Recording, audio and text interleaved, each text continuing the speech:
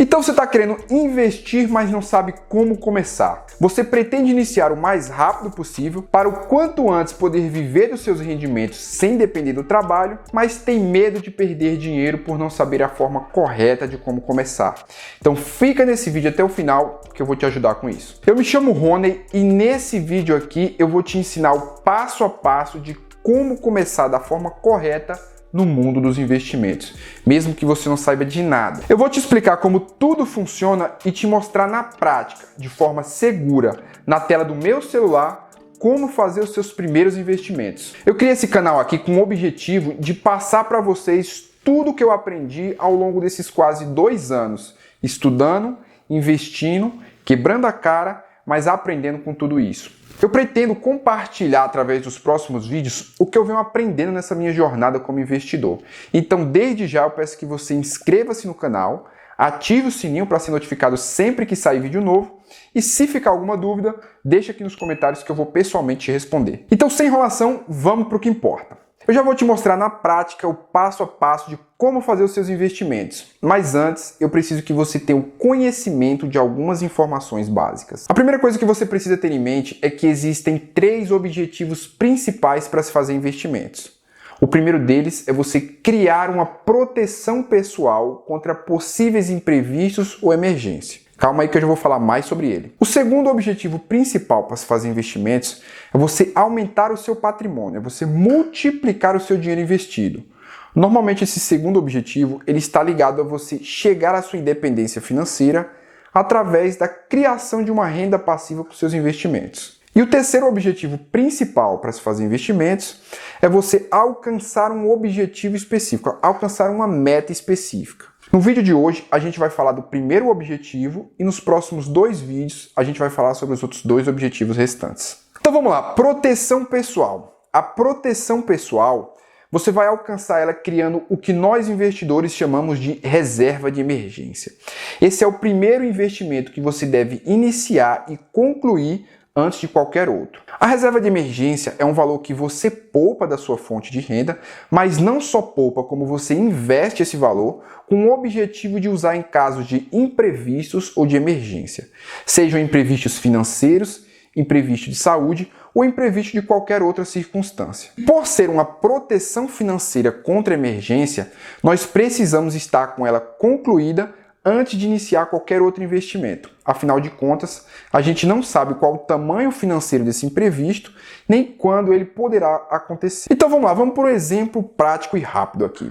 Vamos supor que você é um profissional autônomo. Você tem a sua fonte de renda mensal que consegue cobrir os seus custos de vida perfeitamente. Mas por algum motivo, por alguma situação de mercado, ou pelo fato de você ser um profissional de apenas um cliente, e por algum motivo você perdeu essa sua fonte de renda. Você vai precisar encontrar uma nova fonte de renda, afinal de contas os boletos eles vão continuar chegando no mês seguinte. Então, para esse profissional, para essa situação específica, a reserva de emergência ela é indispensável. Afinal de contas, você vai precisar desse colchão financeiro para te dar essa tranquilidade enquanto você está buscando essa nova fonte de renda. A reserva de emergência, por ser um valor que ficará disponível para situações de imprevistos ou de emergência, ela deverá ser investida em ativos que tenham pelo menos 3 características, que são baixo risco, liquidez diária ou liquidez imediata e que tenham uma rentabilidade de pelo menos a taxa Selic, no caso dos títulos emitidos pelo governo, ou de pelo menos 100% do CDI, no caso dos títulos emitidos pelos bancos. Essas 3 características, nós encontramos elas em ativos da renda fixa, como o Tesouro Selic, como os fundos de renda fixa ou os CDBs de liquidez diária de grandes bancos. Existem diversos outros ativos na renda fixa, mas eu estou falando para vocês aqui os que são mais recomendados para a reserva de emergência. A renda fixa ela é uma modalidade de investimento para quem busca segurança e bons retornos. Nela, nós fazemos empréstimos para o governo, para os bancos ou para empresas, em troca de rendimentos provenientes da taxa de juros sobre o dinheiro que a gente investe ao longo do tempo. Ao contrário da renda variável, onde nós não estamos fazendo empréstimo nenhum. Aqui nós estamos, de fato, nos tornando sócio de negócio, comprando partes, comprando frações de empresas abertas em bolsa, no caso das ações, ou nos tornando parte de um grupo de investidores, no caso dos fundos imobiliários. Na renda variável, tanto o valor dos ativos quanto os rendimentos provenientes deles oscilam mais do que os ativos da renda fixa. Consequentemente, os ganhos provenientes deles podem ser maiores do que os ganhos provenientes dos ativos da renda fixa. Mas beleza, entendido esses requisitos mínimos da reserva de emergência, qual o tamanho dessa reserva? Bem, o tamanho da reserva de emergência ele é bem pessoal. Ele vai depender dos seus custos de vida mensal ou dos custos de vida da sua família, caso você já tenha família constituída. Existe uma regra prática onde aconselha-se que a reserva de emergência ela tenha um tamanho que consiga cobrir os seus custos de vida mensal por um período de 6 a 12 meses. Mas isso fica ao seu critério. Se você tem filhos ou você é um profissional autônomo, eu recomendo que você tenha uma reserva de emergência que consiga cobrir os seus custos de vida ou os custos de vida da sua família por um período de pelo menos 12 meses. Né? Isso vai te dar mais tranquilidade. Já se você é solteiro ou você é um servidor público, você pode se dar ao luxo de ter uma reserva que consiga cobrir os seus custos por um período de 6 a 8 meses. Mas como eu falei, isso fica ao seu critério. Eu vou te explicar tudo dentro do aplicativo. Então vamos lá, vamos para a prática agora. O seu primeiro passo vai ser criar uma conta em uma corretora de investimento. As corretoras de investimentos são empresas que fazem o intermédio entre nós investidores e a Bolsa de Valores. Então nós não temos como ir diretamente em uma sede do governo ou em um banco e fazer os nossos empréstimos por lá. Nós precisamos colocar o nosso dinheiro na corretora, escolher o ativo que buscamos, dar a ordem de compra e a corretora é quem faz a liquidação diretamente nessa instituição. Existem diversas corretoras no mercado, como é o caso da Nuinvest, da Interinvest, XP Investimento, BTG Pactual, enfim, existem várias. Algumas dessas corretoras, elas cobram uma taxa de corretagem, que é uma taxa cobrada por cada negociação feita. Então você vai buscar corretoras que não cobram essa taxa de corretagem, como é o caso da Nuinvest, da Interinvest, da Rico, enfim. Você dá um Google aí que você vai encontrar uma relação com todas elas. Busque sempre por corretoras que tenham a certificação CETIP. Então você vai testar essas corretoras e você vai ver qual a mais simples para você. Eu vou te ensinar aqui hoje pela Interinvest, que na minha opinião é uma das mais simples e mais intuitivas para quem está começando. Você vai na Play Store ou na App Store, vai depender do sistema operacional do seu aparelho, e busca pelo aplicativo Interinvest. Eu vou te mostrar aqui na tela do meu celular. Bem, o aplicativo é esse aqui. Você instala o aplicativo e preenche as informações solicitadas para cadastro. Feito isso e já com acesso ao aplicativo, você vai aqui na opção Investir, clica no canto superior direito, pronto. Feito isso, você preenche essas informações aqui solicitadas para a identificação do seu perfil de investidor. A corretora ela vai querer identificar qual é o seu perfil de investidor para te disponibilizar ativos de mais alto risco, caso o seu perfil seja mais arrojado, ou te limitar desses ativos de mais alto risco, caso o seu perfil seja conservador. Aqui já na parte final você vai ter que ler e concordar com os termos e regulamentos da plataforma. Pronto, feito isso, os seus dados eles serão enviados e analisados pela corretora e após 3 dias eles irão liberar o seu acesso ao Home Broker. O Home Broker ele é o sistema da corretora onde estão listados todos os ativos disponíveis para negociação. Lá é onde você faz a compra e a venda de ativos, ou seja, é a área da corretora onde são feitas as operações financeiras. Bem, nós não vamos entrar no Home Broker hoje. Nós só vamos entrar no Home Broker no próximo vídeo, quando a gente for fazer a compra de ativos da renda variável. Os ativos para compor nossa reserva de emergência, como eu falei, eles precisam ter 3 características principais, que são baixo risco, liquidez imediata e que tem uma rentabilidade de pelo menos a taxa Selic, no caso dos títulos públicos, ou de pelo menos 100% CDI, no caso dos títulos emitidos por bancos. Ativos de baixo risco são ativos que a probabilidade de você ter perdas são muito baixas.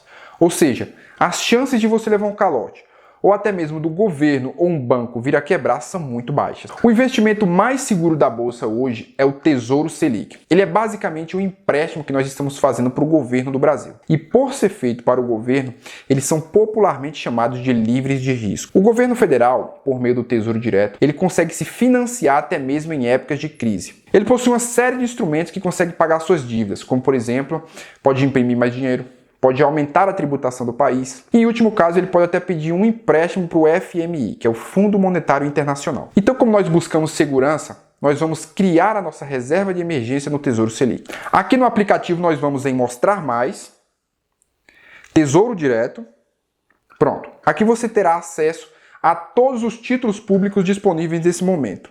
Como nós buscamos segurança, nós vamos em Tesouro Selic. Aqui nós temos 2, o Tesouro Selic 2027 e o Tesouro Selic 2029. Existe uma discussão sobre qual dos dois é mais indicado para compor reserva de emergência. Depois eu vou gravar um vídeo detalhadamente falando sobre isso. Mas em resumo, o Tesouro Selic 2027, por ter um prazo de vencimento mais curto e uma taxa de prêmio de risco mais baixa, ele oscila menos ao longo do tempo e por isso ele é mais seguro do que a outra opção. Então, se você não for precisar do seu dinheiro em um curto período de tempo, de 1 a 2 anos, o Tesouro Selic 2027 é a melhor opção. Já se você não vai precisar do seu dinheiro a curto prazo, você não tem um compromisso para esse dinheiro a curto prazo, o Tesouro Selic 2029 é a melhor opção.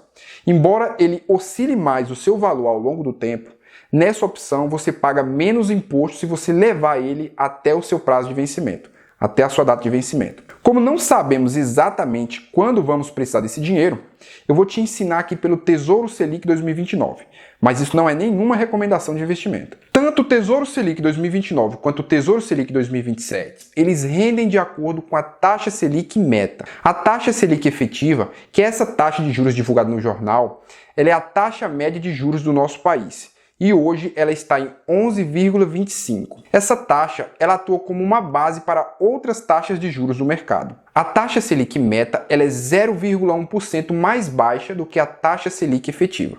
Logo, se a taxa Selic efetiva está em 11,25%, a taxa Selic meta está 11,15%.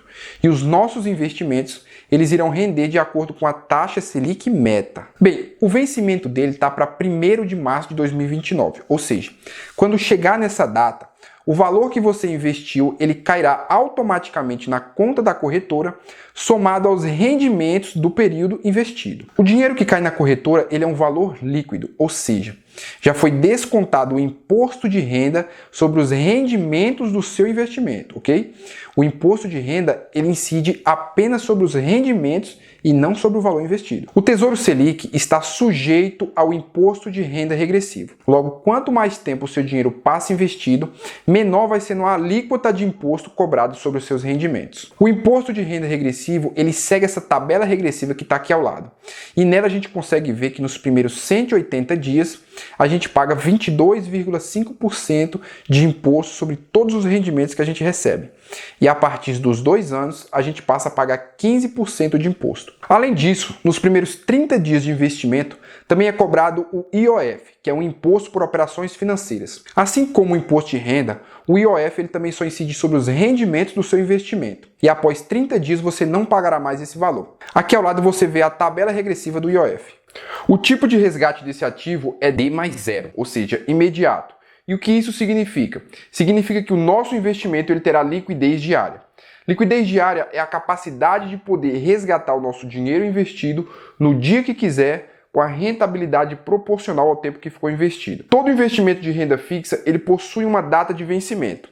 Os ativos que não possuem liquidez diária, eles travam o resgate desse valor e a gente só terá acesso a esse dinheiro investido no final da data de vencimento. No Tesouro Selic e nos CDBs de liquidez diária, não.